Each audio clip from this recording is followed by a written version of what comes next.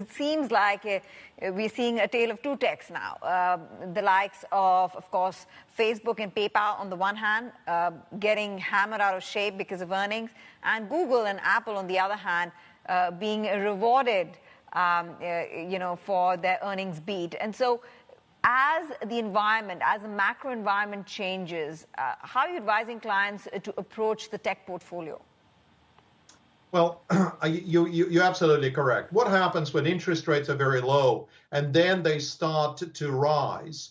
There is enormous volatility of performance. So any company that misses the numbers, or any company that's just outside the right lane of growth, so the right thematic, can be penalized exceptionally harshly. And on the other hand, anybody who exceeds the numbers can be rewarded almost to infinity. So to me, instead of looking at tech as a group, one should really look at specific stocks and specific areas. The things I like the most are anything to do with the long-term digital transformation. In other words, anything to do with elimination of factories, elimination of supply and value chains, robotics, automation, alternative transportation and energy platforms, fusion of biotech and infotech. But if you look at the large consumer digital platforms like Facebook, Apple, like Amazon, like Baba, to me, those companies are sunsetting, but they will continue to be incredibly profitable for many years to come. So you have to be very careful when you approach companies like Meta or Alphabet, because as I said, in my view, they are sunsetting.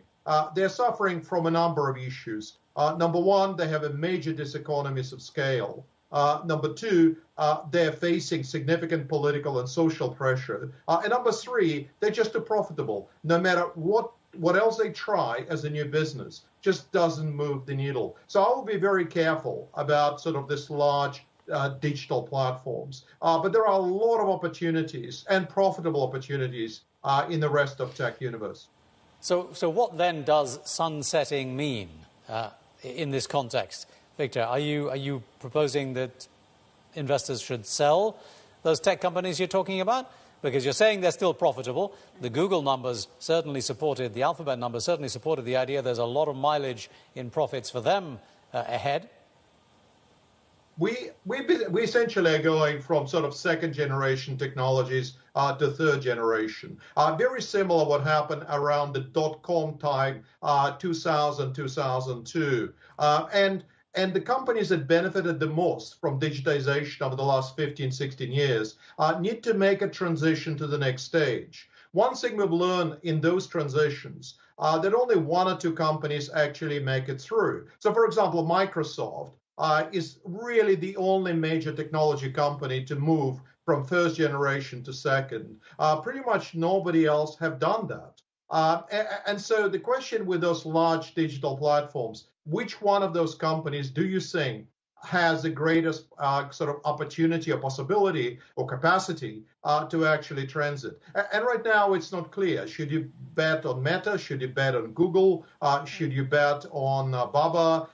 It's unclear. And this is where stock picking actually comes in.